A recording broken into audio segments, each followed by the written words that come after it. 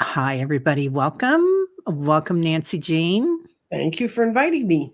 Yeah, thank you for being here. Thank you for being here. So, today we're going to talk about winners and losers. And that always reminds me of that song, Winners and Losers. But last night I was watching the Super Bowl. I live in Kansas How'd City. that go, Teri? It was not good, but it was interesting because my family and we live all over. Well, got a brother in England, I got a brother in Denver, and then a sister in Austin. So we were all communicating about what was going on, and it was a huge jump. Like we went from up here with Travis and Taylor, and all the excitement, and Patrick Mahomes' wife just had a baby, to this, and I thought, oh, that's our show, winners and losers, because it's such a duality thing. So, hey, Faye, how are you doing?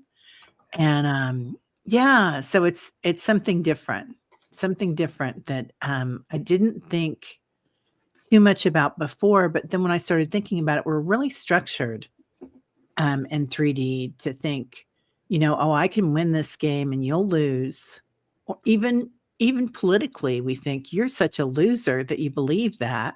That's what screwed our politics up. That game you watched yesterday Yeah, is part of the framework that got built into us in the 50s, where my team or nothing. yeah, I've always it just, you know how you say it chaps my soul? This chaps my soul. Having to be on the winning side, having to be the winner, having to have my ego based on what a bunch of oversized children do on a football field.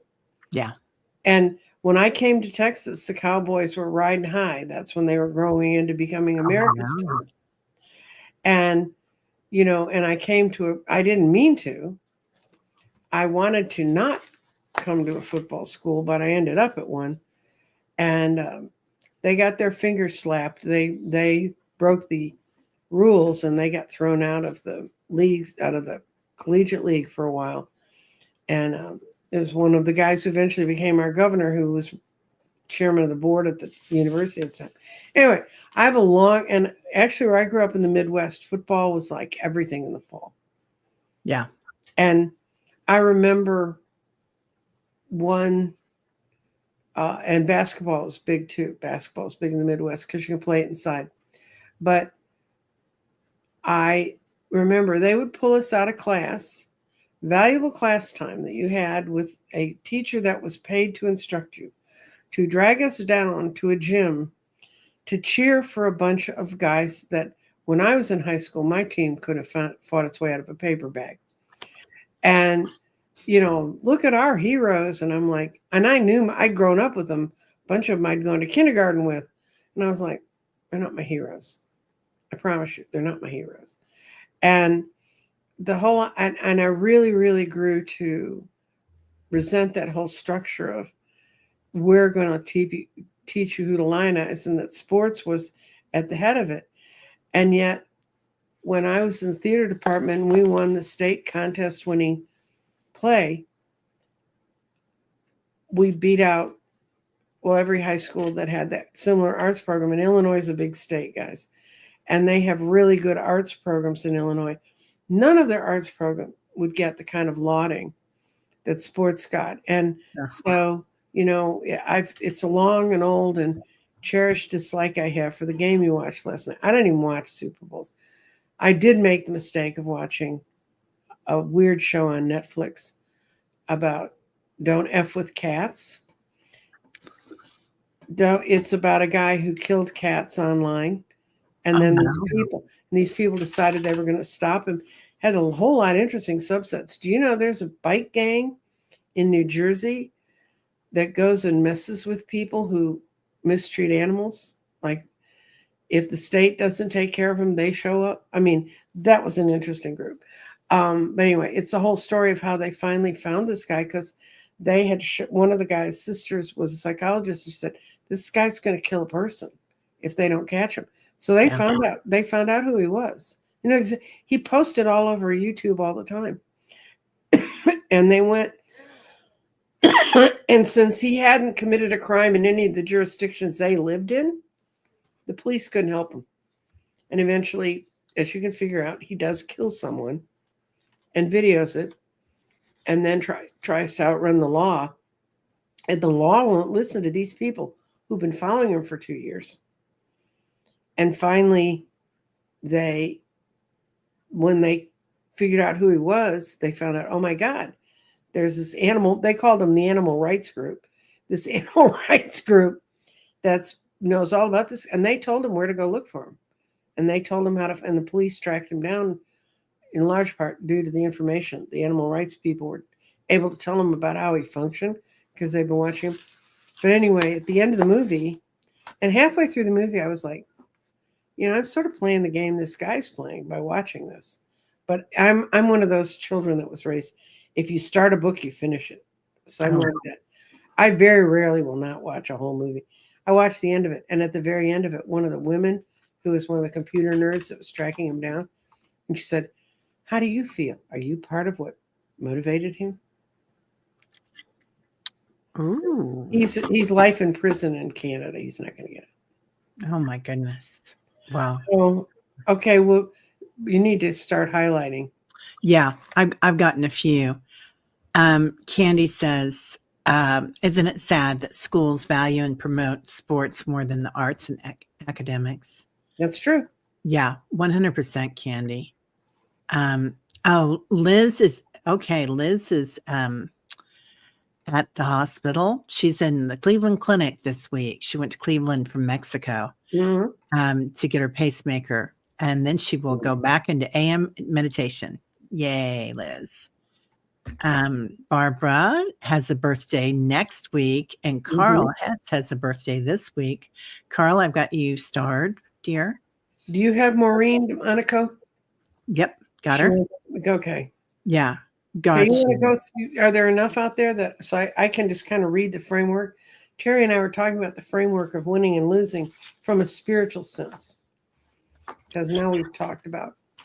Yeah, from a spiritual sense, because we're kind of programmed by society to look at it as it being I'm the winner or you're the loser, or vice versa. But and that's such a duality, like them and me, and it brings in stress to your body. It creates that fight or flight response. And it's really bad when we do that.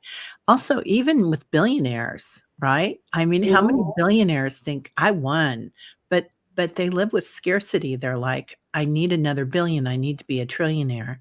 So it's really interesting how that happens. Yeah, it's one is transactional. Yeah. And the other is transformational.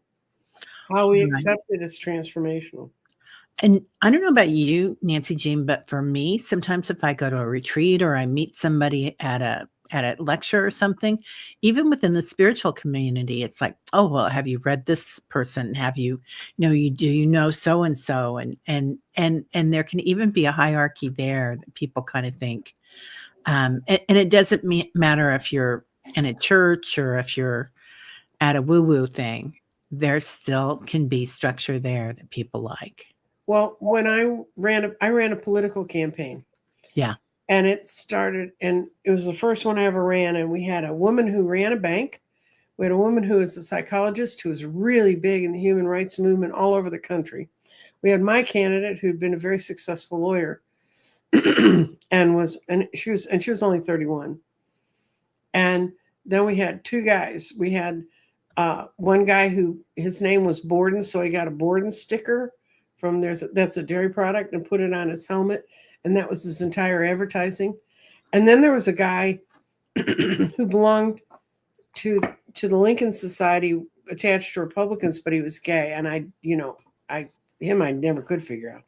So anyway, we'd go and we'd have these debates, and the three women were real candidates. The other ones were people who they wanted to make their issue known, and that's part of what elections are about. But by the fifth debate, you don't want those guys to talk because they know nothing about what they're talking about. So it started out with everybody telling their autobiographies. And my candidate's father had repaired bicycles and did small mechanics and supported his family that way. And the psychologist family, she came from a broken home and had a very difficult childhood. And then the other woman that was the banker now, she grew up in a farm or a ranch in New Mexico. And each time they tell their life story, they'd go one level lower into poverty. And finally, at the end of it, one of the guys that was the guy who put the Borden sticker on his helmet, he'd been given up for adoption and then no one wanted him. I mean, it was like, how low can you go with your life story? And how much does that have to do with, unless you can relate that to where we are now, what's that got to do? And I often think people do that too. You know, if they think having had a horrible thing happen to you makes you stronger, and it can make you stronger. And I'm not saying people shouldn't talk about horrible things. I'm just saying we get into these competitions and sometimes you're like, what goalpost is this going to? I mean, where are we going with this? Yeah. Yeah. We judge ourselves so much by what has happened to us. Sometimes it's shame, but then sometimes we want people to know what we've come from. But a lot of people that come from that scarcity, even if they do well, I know that this happens to me sometimes. Not that I've had my own businesses and whatnot, so I feel successful at what I did. But there was a lot of scarcity in my family because my dad grew up in the Depression and my mom in the Holocaust, World War II. So it was like, it was really different. Yeah. Right, Sally? That's why you had poor marketing types. Sorry, not sorry. Yeah, it reinforces the scarcity mindset. Yeah. It ties out our worth to external. It ties your own personal worth to external validation. There's something beyond you that you have to have that. And it recognizes, it doesn't recognize divergent paths. In other words, we only be on the same path so we can mark where we are. And self-reflection without self-judgment, that's something that really you can do without saying that I'm better than this person or worse than this person. Yeah. Yeah. So I wrote down a couple of notes on this, moving beyond duality, kind of the hidden effects of that, and introducing non-duality 5D thinking, a mindset where we move beyond judgment into unity. And then looking at reality is not about winners and losers. It's about flow and balance. So, and finding your joy in growth, not just in outcomes. Yeah. If I get a little bit better, then I'm doing a little bit better. Right. Right. All folks born on the 17th either get money fast or lose it fast. But at least money comes to you naturally, Barbara. I love that, Carl. And Dr. Gail is here. Hey, Dr. Gail, how are you? This is interesting, Maureen. We should be relating to people on the content of their character, not the amount of material things they have. Ding, That's ding, true. ding, ding. Yeah, definitely. Yeah, there's so much going on out there that's going to change as we move into 5D, that we're kind of like looking at, and everybody's kind of awakening to that, aren't they? Like billionaires. And I was talking to somebody last night about this. I feel like you know how they talk about 60 is the new 40. And now I feel like billionaires are the new millionaires. Yes. It's like, everybody wanted to be a millionaire and now everybody wants to be a billionaire. And how far do you go? I mean, trillionaire, and then you want to be the master of the universe. Well, maybe that's what somebody's thinking that they're going to be. I don't know. Yeah. People tend to make assumptions about prosperity based on what we own. 100%. 100%. There's this fella, you guys know I thrift a lot. It's kind of like one of my things that I give myself as a present. Like, okay, you worked hard today. Why don't you go to the thrift store or someplace and, see if you see a treasure, find a treasure hunting, which even that is a little bit of a mindset that I have to go to the thrift store instead of the department store, but that's another story. Anyway, where was I going with that? Oh, yeah. So just looking at that, like you can give yourself a little treat and do something nice for yourself. Yeah. Success is not in who owns the most toys, but it is, you do get a little something when you give yourself a gift. Um, Mhm. your body produces, what's it called? It starts with a P. Somebody here will know it. Anyway, and you get a release, an endorphin. Mhm. And it's like, so giving yourself that gift, maybe that gift can be telling yourself you're amazing. Maybe it can be looking in the mirror and saying, hey, you're beautiful just the way you are. Mhm. It can be so many, thank you, pheromones. Thank you, Carl. Excellent job. So yeah, yeah. And yeah. So anyway, going with that and looking at what we do and But how if we're when doing we it. can give ourselves the pheromones and we don't have to go out and seek recognition from someone else for having done that. Yeah. It's when we Yeah. can support ourselves. Yeah, it's like designer handbags, right? They were all the rage, I think, well, for me, it was in the 90s when my kids were in school and I had a business and I always had a designer handbag and I always had a dog that would eat them, which was kind of the universe telling me a story. Mhm. Oh, 100%. Yeah, by petting your cat and right? And, by petting your cat.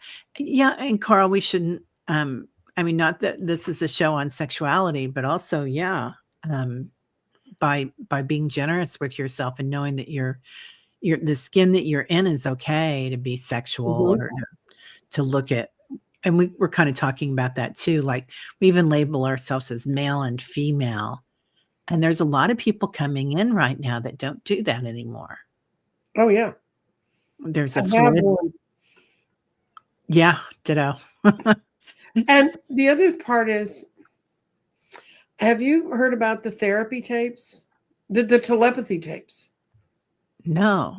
Oh, Okay, the projectors and the what happened is it started with a woman who was at Harvard, and she began to realize that autistic children can understand words. They just can't, because of the way they're wired, they can't bring them out the way we can. So I yeah. watched the first, if you go to YouTube, you can see the first documentary on it. And it's about kids that use spelling boards. Mhm.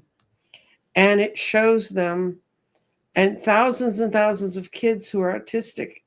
And one of the autistic children that they followed from when she was wee wonka, little bitty, graduated valedictorian of her college. And her valedictory speech was read that she had written while she stood there and explained it. And she was talking about how we diminish our world when we don't understand the silent people, and how all these kids keep telling them, we're just ahead of you. We don't need to use the clunky systems you use. We're in a different plane. And there's supposedly 12 of them. There are podcasts. And there's one where a guy had a telepathic parrot. And I haven't gotten to that one yet. But if you want to see about when they asked the kids universally, what was the most difficult about being coming in this body, and with what to the general population appears to be limitations, but they're not. Once these kids are freed and they can express and they learn how to use a keyboard and they learn how to really use, all the words are in there when they bring them in and they're 9 and 10 years old, and they're taught and they want them, they can all point out, they can create whole sentences. This grandfather read the birthday card his grandson created for his birthday, and he burst into tears and he said, I didn't know, I knew that child was in there, but I didn't know it. I didn't know how to reach him. But he said, now we have an incredibly, we in and the boy said, we always had an incredibly warm relationship because you made time for me. But what they all talked about was how difficult it was when no one could hear them. Yeah. It is. And even my son's on the spectrum. Mm-hmm. And almost everybody in my family, as it turns out with some sort of alphabetical thing like LD or ADD or ADHD or whatever, or AU. There's a word for it. It's called neurodivergent. Yeah, all So of us are. you can skip the alphabet. Just go. Yeah, right. Yeah, Mhm. completely neurodivergent. But it is really interesting. You have a connection with your nonverbal nephew, Sally. That's beautiful. Yeah. There's another study that just came out, and it's actually a movie, a documentary that this woman made. She was on either Next Level Soul or That's the that one I'm talking about. Michael. Yeah, That's that's the one. Yeah. Yeah, and she said that the woman who found this at Harvard Mhm. and brought it forth and did it in lab experiments, she lost her job at Harvard, and she's a medical doctor. She got sued by 2 medical associations to have her license pulled because of what she was saying. She sued them back and got all her stuff back. But she's the hero in this piece because she never gave up on these kids. And they're talking about the parents of the autistic children were saying, I'll believe it when an autistic parent tells me this is how it is. I don't believe the experts. The experts don't know. They Don't don't. know. And some of what they talked about, this is kind of interesting. Well, it's interesting to me, so you get to hear about it. When I went to my 50th high school reunion, we had a meal the night before the real big reunion part, and you could choose to go to it or not. And most of the people came to it because they had anything else to do. And they went around the room, and you could stand up and explain where you were in your life.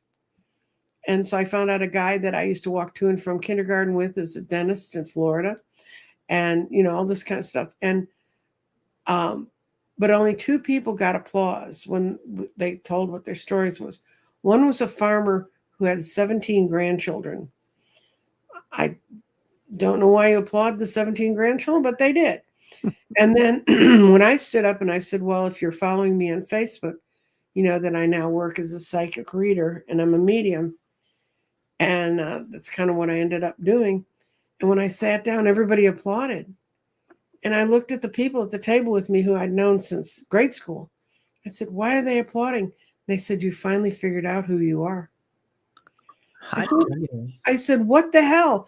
And they said, and one of the women came up to me and she said, I heard you didn't think we kind of knew you were different. And she said, don't you remember how hard everybody used to fight to get into your study groups, like in history and literature and stuff? And I said, no, because they were my study groups. I didn't notice, if there was a mad dash for the people coming in. And it ends up, they said that when it was, I couldn't do it in math. I could do it in biologic sciences, but I couldn't do it in physics. I would sit down and I go, I think he's going to ask us, they're going to ask us this. And I'd write out all the questions I thought they were going to ask. And I used to have, they said close to 90% or more would be almost word for word what was going to be on the test. Wow. And this one woman said years later, she met someone who was a shingle hanging psychic who was the real deal. And she said, oh, your friend must be incredibly gifted. And she said, I don't think she knew she was. And she said, she may not, because if that's the world she lives in, and y'all aren't pointing out the fact because you don't want to get kicked out of the study group, I couldn't do what you just did. I couldn't write out all those questions. And it's true, because I remember I read the books I really liked in literature and history and stuff in school, but I rarely read a lot of the other books, which probably has a whole lot to do with my understanding of mathematics. But that's one of the things they talked about. These kids don't need to read the books. They don't. They don't. They know the answers. Yeah. Edgar Casey used to put his books underneath his pillow and go to sleep on them. Mm-hmm. I used to try that when I was in school too. When I was in high school, I would put my books underneath my pillows thinking, oh, well, I'm pretty intuitive. I can get through that. And it didn't work. I had severe learning disabilities, it turns out, like a lot of us here. And I just want to point out, Sally was talking about that she had a son that was nonverbal that passed away at age 11. I am so sorry, Sal. Mhm. Yeah, huge loss for the family. Yeah, I'm sorry, I'm so Sally. sorry. Yeah. I will say that, my kids have been my biggest teachers. And I think it doesn't matter if they're from your womb or from your family, or how you connect to them, where they come in physically in your life. But yeah, it's a huge, huge learning process to go through with that. Yeah, lots of hugs, Sally. I wonder, oh, okay. I don't know if that has anything to do with the energy around your property, Sally. She gets so many orbs and light beings that come in, but you care for everybody. You care for all the animals on your property, and you have such a giving heart. Um, so that might have a little hit there. Mhm. And we will be doing readings. So anybody that wants a reading, please let me know and I'll start starring you. I've got a few started already. Carl's going to be first because it's his birthday today. So Mhm. stick around, Carl. Okay, and you stayed away from your masters because I didn't feel the desire to mother them all. Oh, you stayed away from Massachusetts because you didn't see the desire to mother them all. Yeah, that's why I started buying, or not frozen, but, lasagnas for Christmas and Thanksgiving, Mhm. the cafe, because it was easier than, um, I show my love with food a lot of times. Mhm. I'll make a lot of food, and it was just so much work. Okay, Barbara, I got you, dear. Maureen says, Nancy Jean, I love history and literature. I'm mathematically inept. I love books, however. I'm lucky I can add 2 and 2. Well, I can do I okay, 2 and 2 is arithmetic. And I thought I was mathematically inept until I married a man who had an advanced degree in physics and theoretical mathematics. And he's actually the first person who talked to me about quantum fields and how we create our own. And he Mhm. believed that. And he was 20 years older than I was. So he'd be 96 now and 95. And um, Bill, people used to chide him and go, "How you're hanging out with the psychic?" And this was a man who built some of the first front ends, which built some of the first microchips in the world. And I still have his papers with all of his math scribbles on how to create those things. I have 3 notebooks full of that kind of stuff. I can't read it. And he said, "It's okay. You don't have to. You already understand it." So Okay, well, we got caught up on that. Everybody is, birthdays are getting coming in. yeah, birthday's coming up. Alright, and, somebody was mentioning that their child is autistic, Kendra, and nonverbal. Um, yeah, You I'm might a look lot. at the. I'm sure you've got them in some kind of program, but and the other thing about the telepathy tapes is it shows what's going to happen when they take over the Department of Education. They don't help anybody that's not them. But um, if they give you, if I understand, if you listen to the whole series of tapes, and I just got turned on to them last week, so I have Yeah, not had time to make a study of this. But the people who turn me on to them, I really trust, and you might want to look at that and see if they can tell you, because they also listed at the end areas where they had teachers that taught the way they teach them to speak, first by pointing on a board with the alphabet and then by teaching them how to write on keyboards. brilliant. Yeah, and it's, a lot of times, even if they're verbal, you don't get a lot of communication. So I was really having a hard time during, the pandemic, and then even still to get my son involved in things. So finally, ding, ding, ding, ding, ding, Nancy Jean kept telling me about ChatGPT and AI that she uses for artwork. And I thought, so I downloaded it and it's really been helpful. And I thought, well, his brain kind of works like that. I feel like we're all kind of zoning into that creative collective. Mhm. And I feel like these kids come in already knowing how to use it. That's what they're telling their parents. Yeah. One boy was talking about how he goes away at nights and he goes in this big library and he can read about everybody. He's in the Akashic records. Yeah. And Yeah. his parents don't, Yeah. And so I asked AI about how to get my son involved in something. It was Mhm. so eloquent and kind-hearted. And say what you will, a lot of people are scared of AI, but I see the progress in the golden age coming from it too. Yeah, So, well, if you read the intros that are on my shows, if you go and look at my marker about this show, and I just put in there that Teri and I were talking about this. We were talking about winning and losing, and what does that do to your soul, and what does it do to your psychology? And it produced this, all of which are very good, cogent points, and a balanced view of our own achievements is one of the things that came with.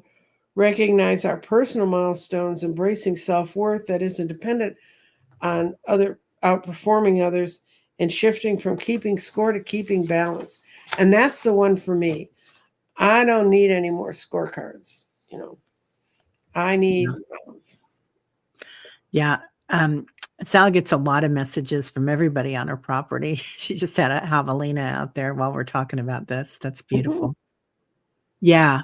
It's really amazing. I think that the kiddos, as they come in, I mean, people complain about them all watching their phones and whatnot. And they complain about us and our dancing or whatever, or watching Bobby Sherman of the Partridge Family. But anyway, everybody's going to always complain about somebody. Okay, so let's get started with the man of the hour, Carl Hess. He wants to hear a message from the masters for his birthday. Okay. Pull some cards. Oh, by the way, Scott and I did predict the Super Bowl correctly. Thank you. And he kept writing me all night saying, they're really losing, just like we saw. And I said, big time. And I said, Scott, how can I tell you I don't care? And you'll listen. Right. Yeah, it was a huge surprise. I'm sure the bookies are dying. Oh, yeah. There they are. My favorite cards. I'm going to use my super fancy. Yeah. This one. Is that the top? His name starts with an M. And he puts the palace cards in it. And I'm going to leave them in for you because the palace of each of the suits. Oh, nice. And they're beautifully drawn. And when I saw them, I said, I really need that set of cards. And they're the most expensive cards I've ever gotten, but they're on linen paper. Ooh, pretty. And so they don't screw up. Okay. And they have 2 3 of swords. The Hierophant is either the Hierophant or it's a little monk called Faith. And there's a couple other ones. And you get to pick kind of the tone you want in your deck. And he only makes so many, and he signs the deck that he sends to you. Wow. And it does not come with a little book to tell you how to read it. So this is kind of a deck for people who know what's going to be on the cards, or someone who wants to do it completely instinctively. What does Carl want to know? He wants a message from the masters. Okay. I'm going to do a Spirit 7 then. I'm glad I left the palace cards in. Because he got one.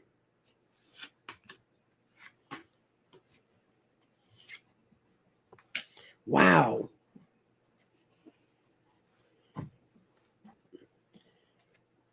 me see. I think I'm going to move these over to the table where you can see them, which means getting all the crap off the table. No, I don't want to talk about it. No, when I work with Scott. Oh, you've got all your good stuff out there, don't you? Yeah. Do you want me to go or? Yeah, you go. Please. Okay. Okay. The first thing that they're saying to me, Carl, is live a little, live a lot. So I don't know if you've been kind of measuring what you're doing, which kind of works in with what we're working on today here. I do that to myself too, but they want you to live a lot, like big out of your heart, with joy. So I see you moving to a higher love. You are Carl. Yeah.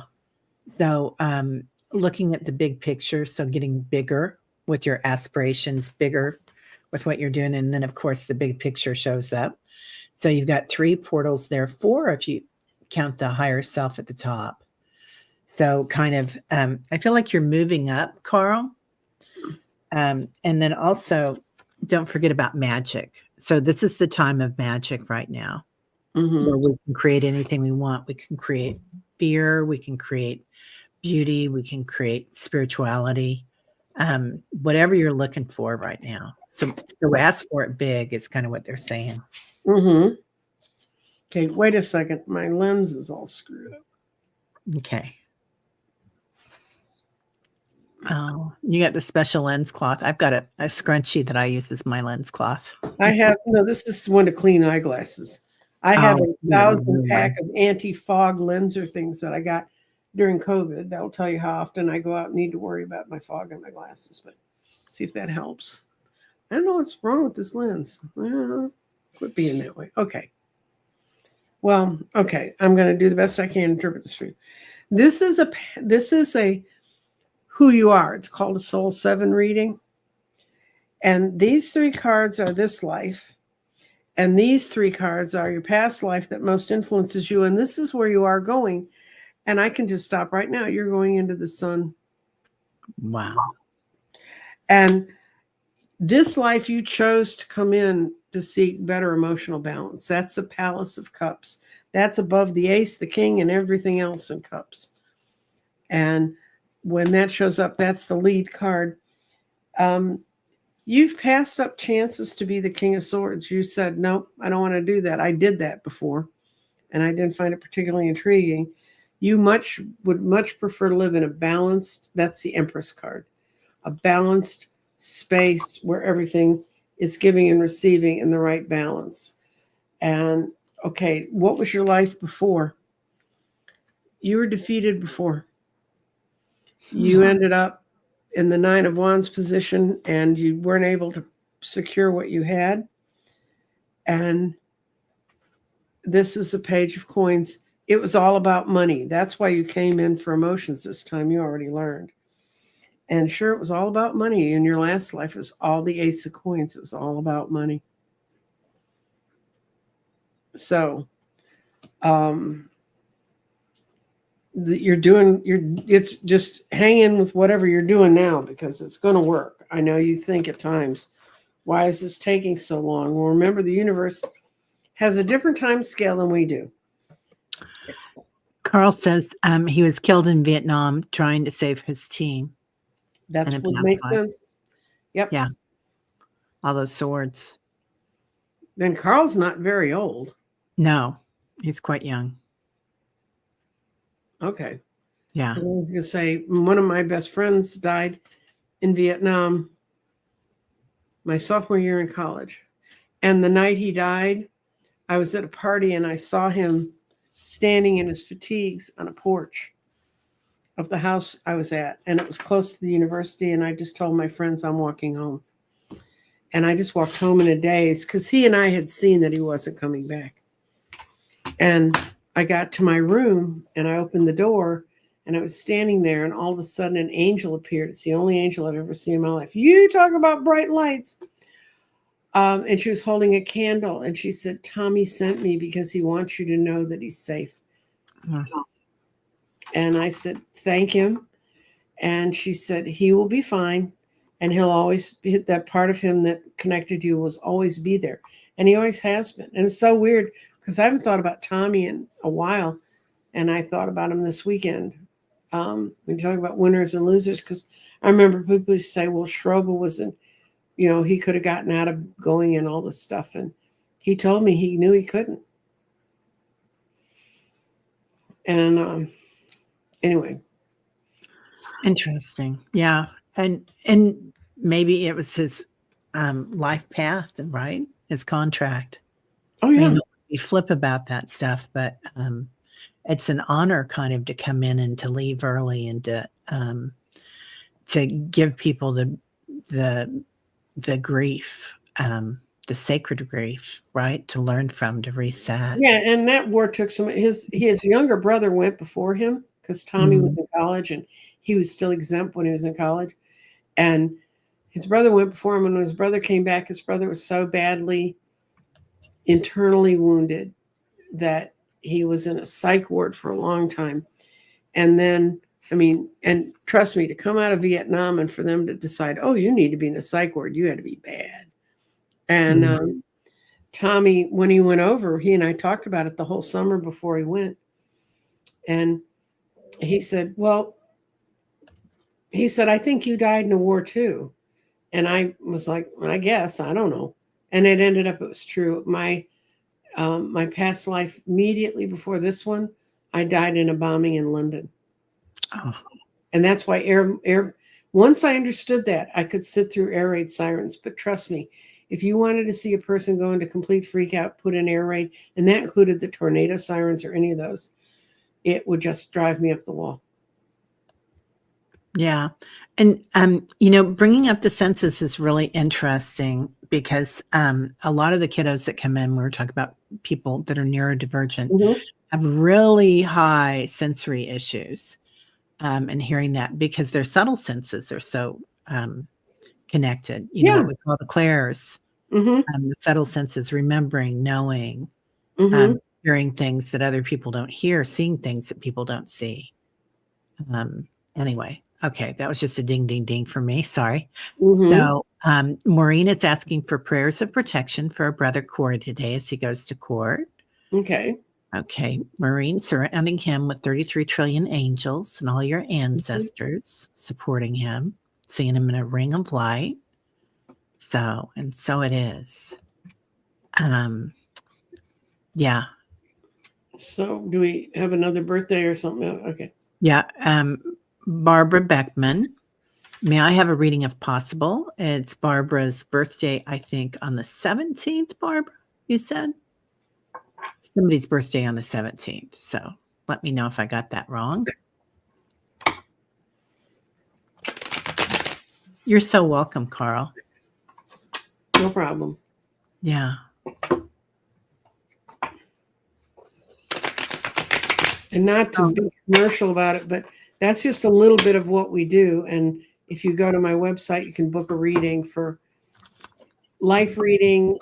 You can do past life readings. Past life readings can be very powerful if you take them from the right perspective.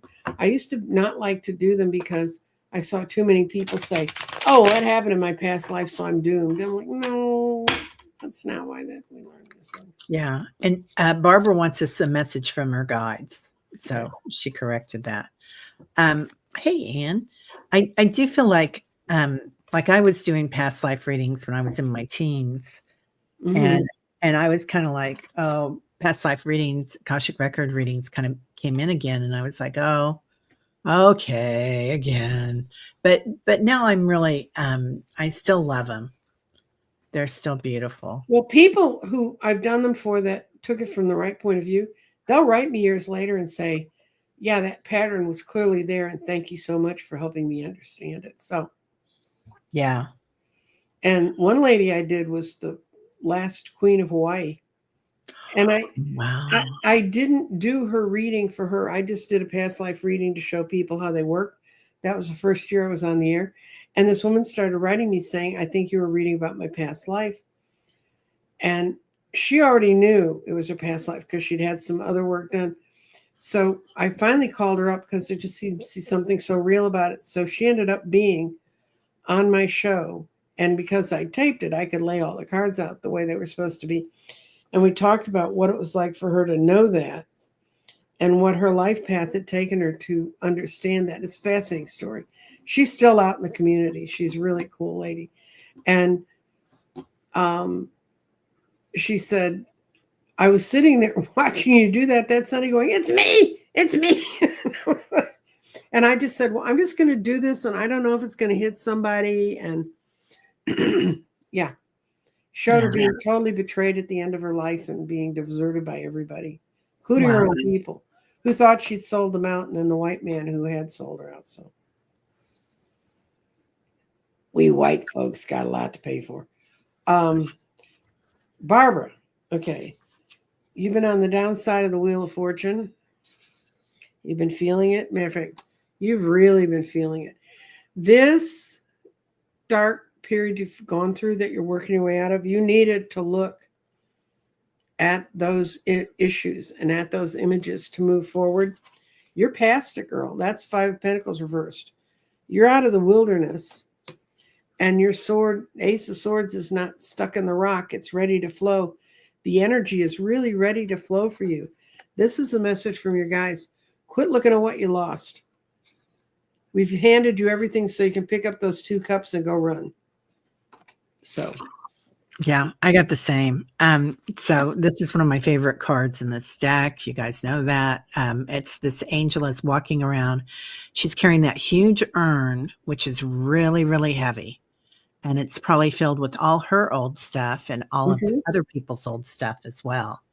So when we carry around all the stuff that's happened to us, and sometimes the dark stuff, right? And that's kind of a very sacred place to be, to go to the dark sometimes, to really look at what happened and feel that sacred grief and that sacred pain, even because it's a reset.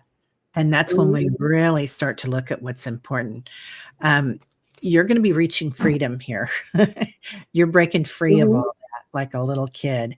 So it's coming. You're getting that freedom card, and you're getting that little girl starting to look at things. So I think you were in meditation this morning, Barbara, and we pulled in all the inner childs that we'd left behind because somebody said something to them or hung on to something, or something that even happened last week. Yeah, things have been heavy, and a change would be wonderful. Yeah, I do see that coming for you, and calling in all that old energy of letting go of the bad stuff and then calling in the little girl. I can tell you, your guides are saying those 2 cups are so close to you. All you need to do is quit looking at what you didn't get. Yep. And it's the you need to do the finding your growth instead of looking at outcomes.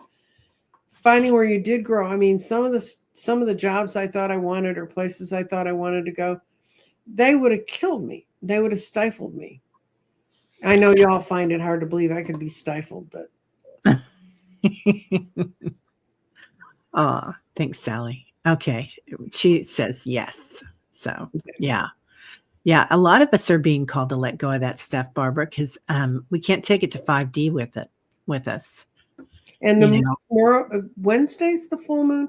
I'm going to try to get Dorothy Morgan on to talk about the full moon on Wednesday. This full moon's a biggie. It squares some major planets, and some people say it's calling forth the earthquakes we're having in the world right now. So I've heard a lot of people talk about that. Yeah.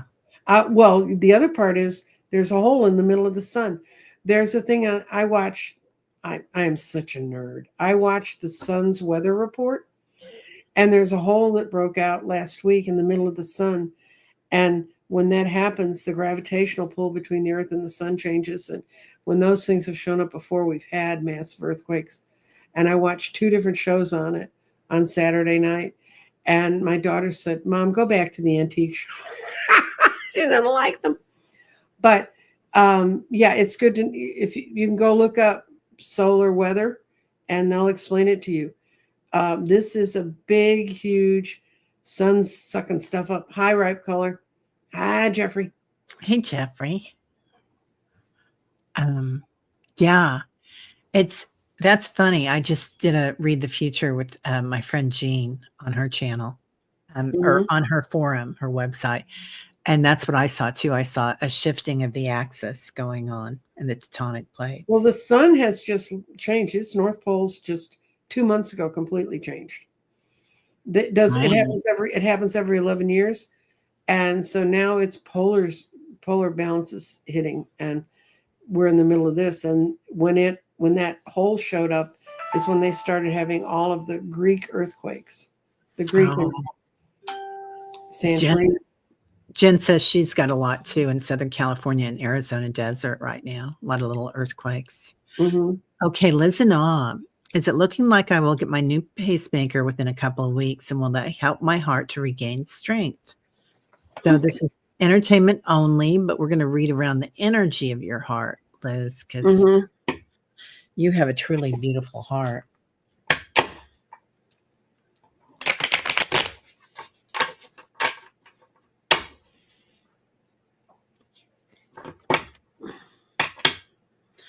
Liz, is there like a social worker or somebody there that's a woman? Because I really feel a female energy coming in. And Liz, are you still here, honey? I think she is. She may have trouble posting, but we'll go ahead and read on you. Um, it feels like there's a woman that's going to kind of guide you through things. So I don't know if that's your Yeah, patient I got this coordinator. card in the middle for her, someone working with her. Yeah, yeah. Oh, you got a yes. You're gonna all of the things you're hoping for are gonna come through. You got a message and you listened to it. That's how you ended up in the position of knowing you needed this. I think you have a male surgeon. He's very, very good. They're gonna walk you through it. You're gonna have someone by your side helping Yeah. you get through it the whole way. Now, you're not gonna be happy for a few days after you have this surgery. I can't tell you how. I mean, I love my new knees, but the first time I stood up on them, when you crack a knuckle, it was like 10 Mhm. knuckle crackings in my knees. It freaked me out. It was like walking around on bubble wrap. But then that all goes away. There's gonna be some things, and they don't tell you about it before the surgery because they don't want to freak you out. But you're gonna have divine guidance the whole way. So I think it's great. Yeah, I still see that woman, um, that Mhm. angel that's coming for you to help you out. Mhm. So you're gonna get spiritual growth through this, but that's you being a healer. Like, I feel like at the same time as they're doing this, you're gonna be giving yourself that as well. Archangel Michael, so you are protected while you're there. Somebody's watching you and looking out for you. And you manifested this, Liz. I mean, this is something that you did on your own. Mhm. So, um, lots of power in that, girl. It looks really good to me. The energy around it. Entertainment only. Okay.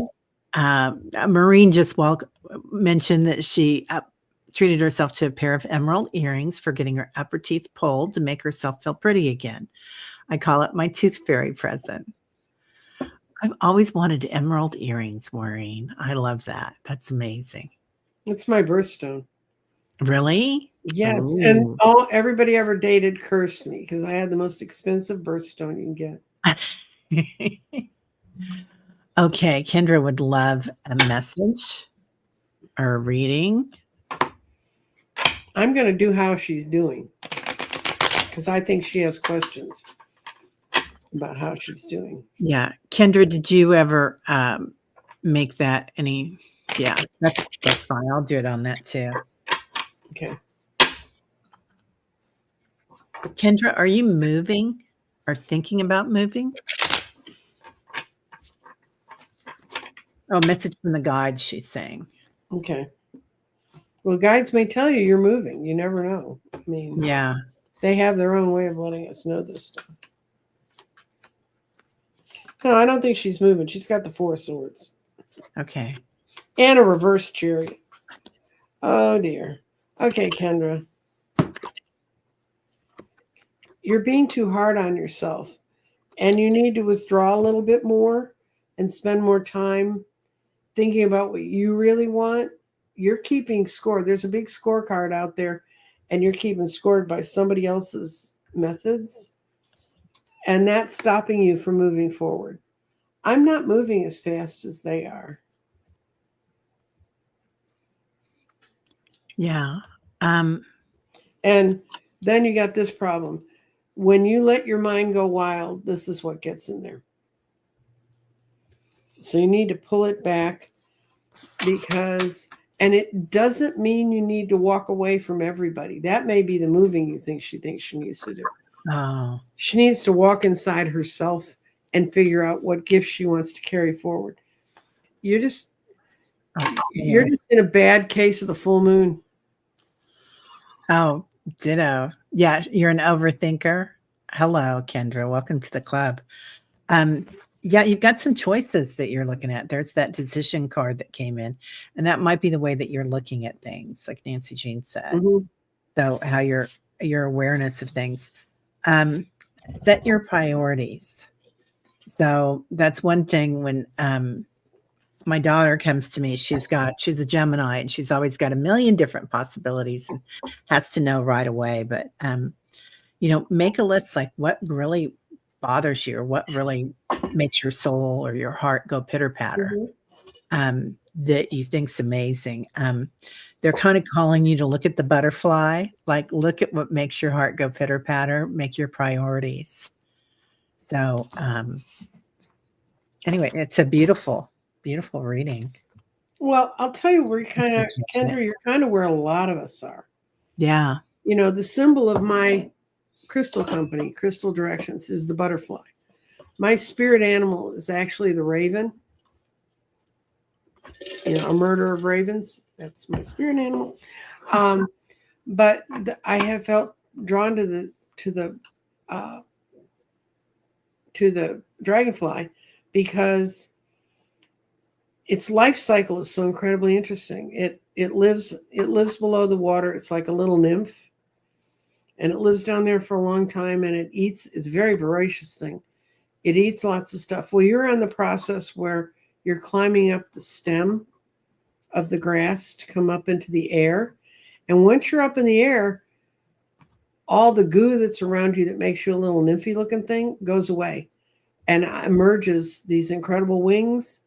And most incredible thing about the dragonfly is its eyes. It lives in a totally fractal world because it has all those eyes, and it can see in all directions. And you're just a little shy about coming out and learning that about yourself, but give it a shot. Yeah. Climb up that piece of grass. Yeah. Okay, Patricia. I have a friend whose granddaughter is autistic. She told me when she will be born and would like to meet me.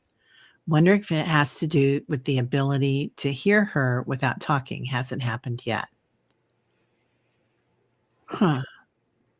I don't know. I mean, listen, guys, what I now know about the new work that's being done with autism, you could put in an hour and a half documentary.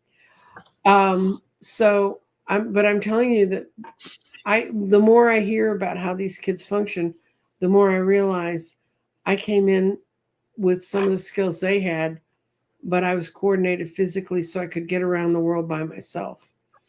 Yeah, girls often do. Girls have a better time because we can multitask, which is really bad for your brain, but we can.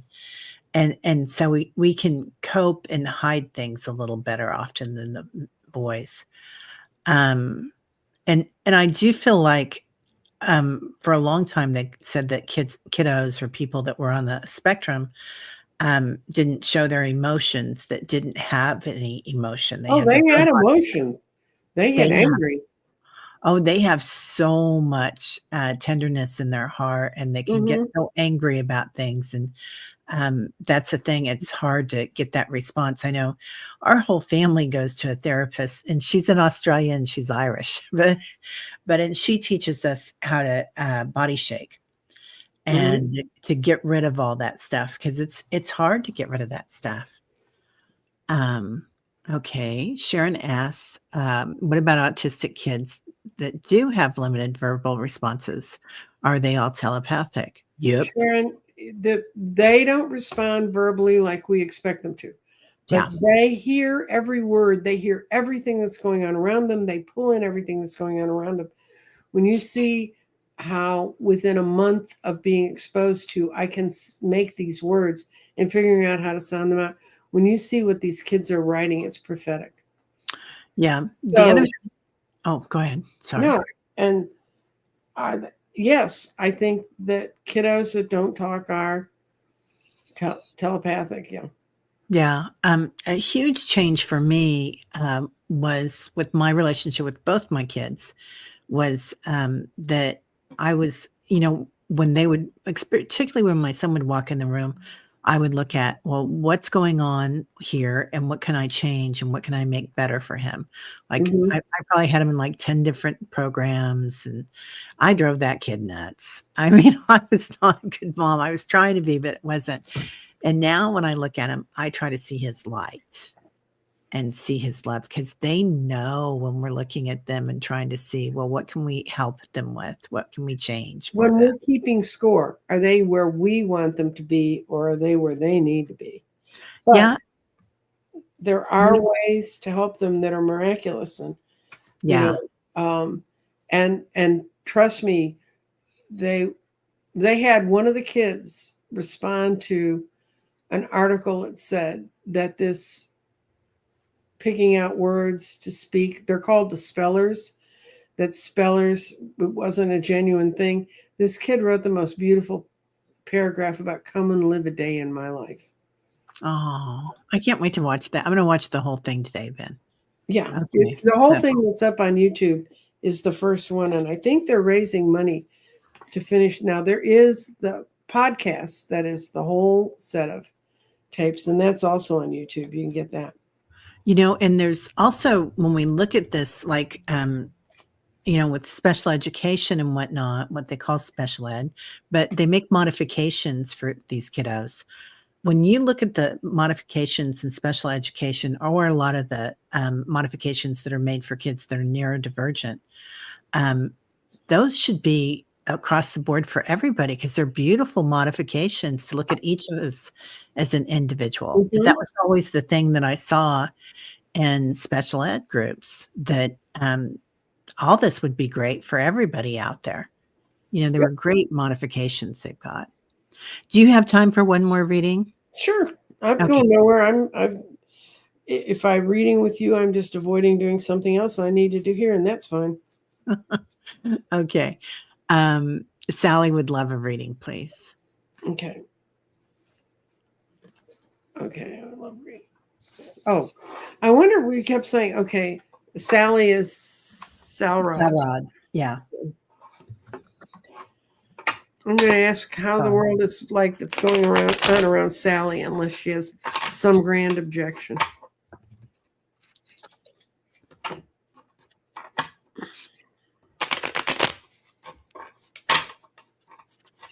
Also, your birthday is a karma-free day. It's a great day to get a reading. Yeah, the veil is very thin on your birthday or on an anniversary for somebody that's left the planet, where you can ask the universe for what you want. Mm-hmm. Oh, yeah.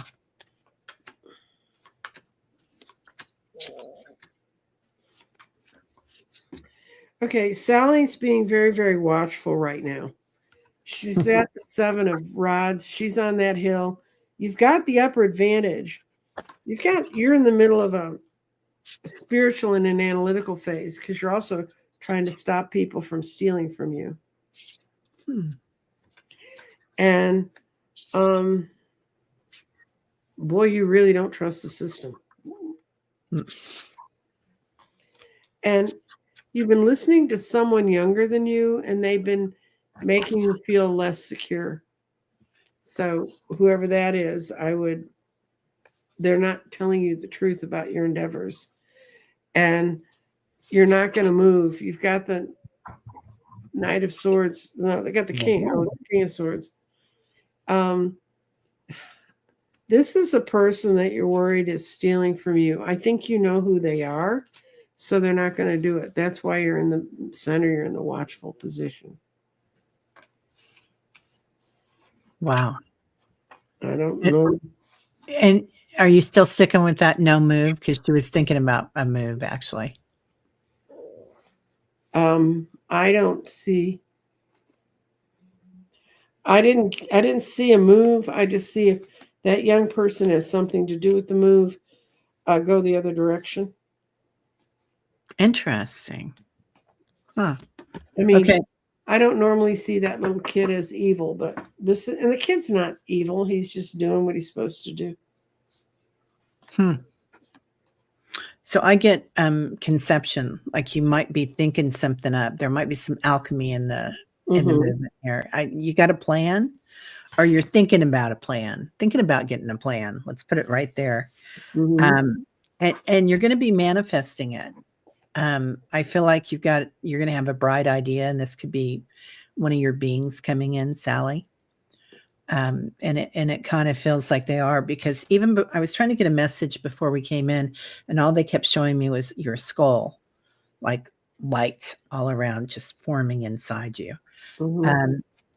What you've done with light that you do in this lifetime, you've done in other lifetimes. So you're being called to do something that you've done before.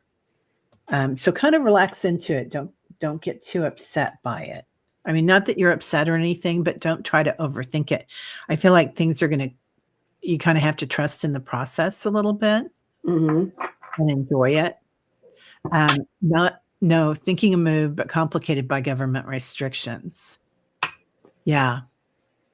And that could be that person that you don't quite trust. Yeah. That would make a lot of sense. Yeah.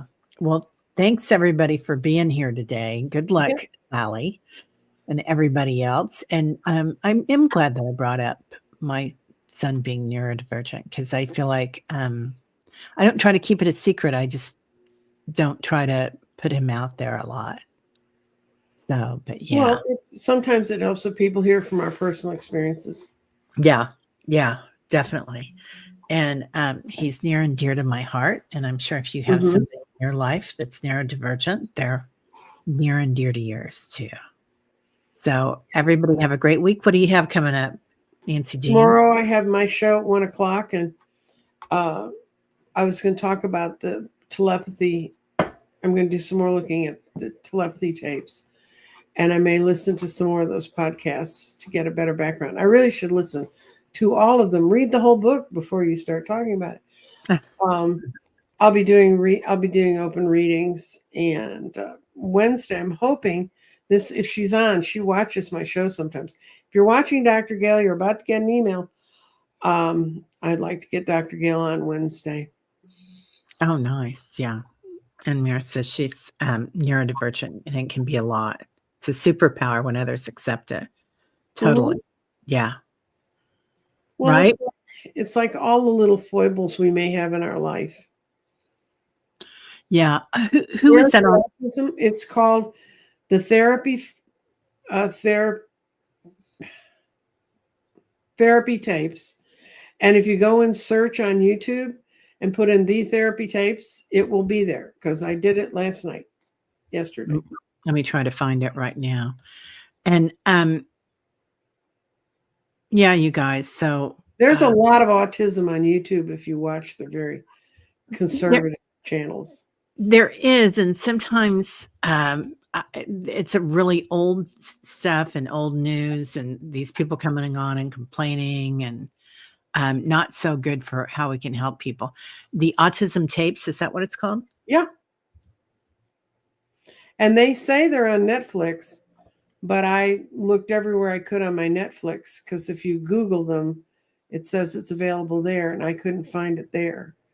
And they said it was under documentaries. And it's not the telepathy tapes, is it? Yeah, telepathy tapes. Yeah. Okay. Did you find it?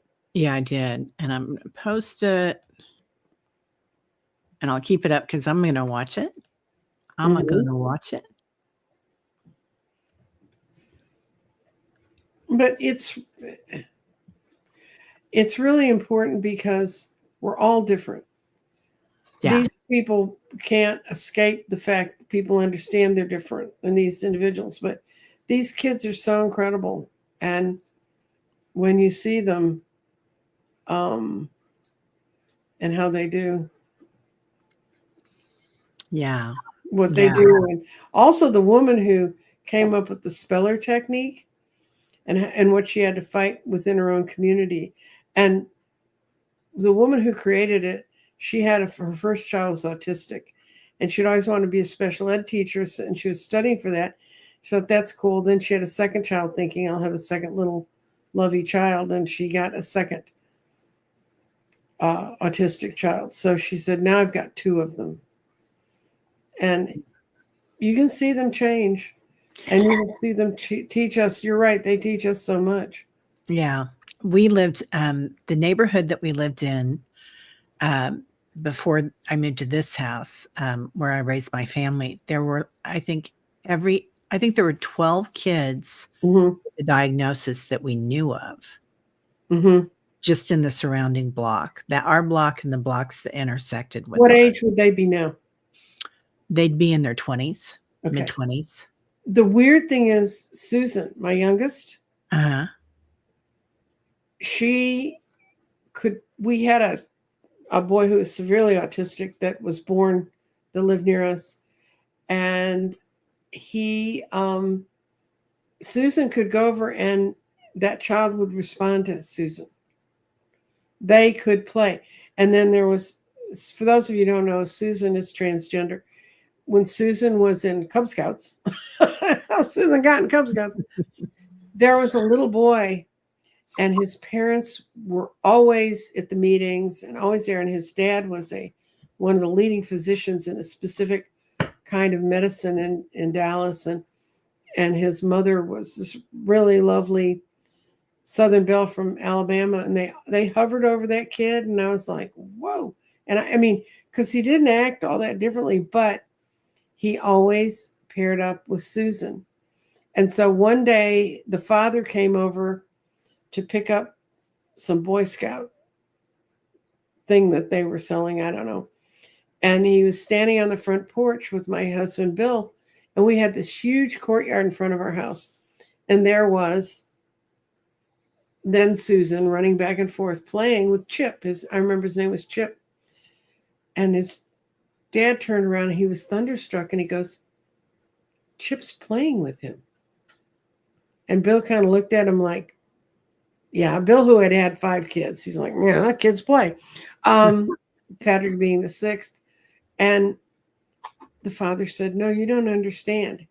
He's very high functioning. Matter of fact, they had a special math tutor that went to his grade school because he was so advanced in mathematics.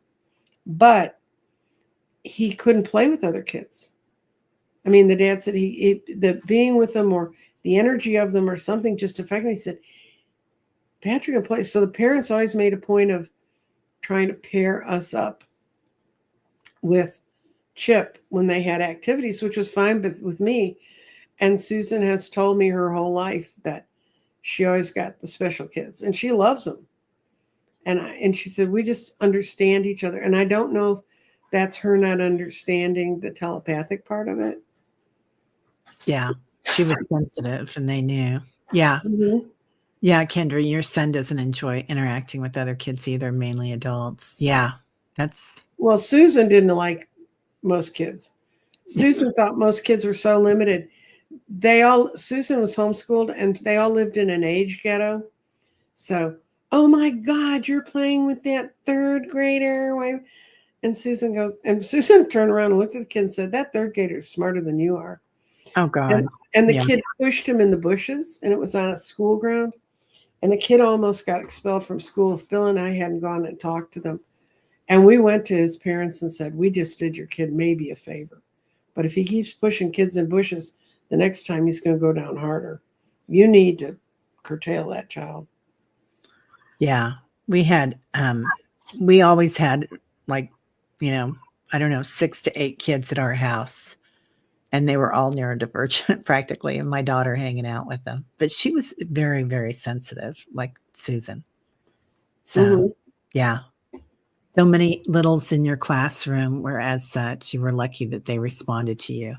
They know, Diana. Well, that's one of the saddest parts when they talk to these kids about their education and when they're typing their essays about their education. Mm-hmm. And the kid talks about the teacher that used to strap him to his chair. Yeah. I mean, that's torture. That's not teaching. No. Yeah, they didn't have the wherewithal to know how to deal with autism or anybody that was gifted to, if you didn't fit in that box, at least in my kid's schools, except for the times that he went to a specialty school, which that was so expensive. I can't believe we could afford that for 2 years, but it was amazing. Well, when I was in, it was called the X class. Think of the X Files, and that pretty much kind of, but it was the X class, and the teacher came in, and he walked in very slowly because where he had taught before, X meant exceptionally bad. It didn't mean accelerated. Ours X meant accelerated, and he was so happy when he found out it was an accelerated class. Not that he said they just don't give you any materials, but it was so funny. I remember him coming in being so afraid of us because we were the X class. Yeah, I was always in the Excel, and they would rate you based on your verbal skills, how you do on verbal tests, and then they always accelerated us in STEM, in science and math, and which is science was okay, but math was my worst. Yeah, hypnicity. They put your stepson on ADHD kids meds since kindergarten. Yeah, very common. We fought that. Sean, that many of you have seen. He's a slight bit, he's a slight bit ADHD, and he could be a brilliant psychic. He has to shut it down when you live in that world, and I had to shut mine down for a while when I was in that world. But he's the one that when I came out and politicians met me after they found out I was a psychic, they said, "Could you always do this?" And I could see them. I could see literally a file opening up in their brain and they're flipping through cards. What did I lie to her about? What did I? Right? Yeah. Hey, Sharon. Thanks for being here. Thank you, Sharon. And thank you to everybody who's following us. And I'll be on tomorrow at 1. You'll be off lollygagging somewhere, I'm sure. I'm going to be on tomorrow. I think we're going to be on at 10 with Sally. So she's going to come and show us pictures. Good. Of her land again, some new video that came out, and I get to sit and laugh and eat popcorn. So anyway, it's fun. All right, everybody. Well, please come back and visit both of us at our channels and like and subscribe and all that. And if you're subscribed, you'll know if I'm going to be on. Yeah, there you go. There you go. Okay. Have a great afternoon. We'll see y'all later. Bye-bye.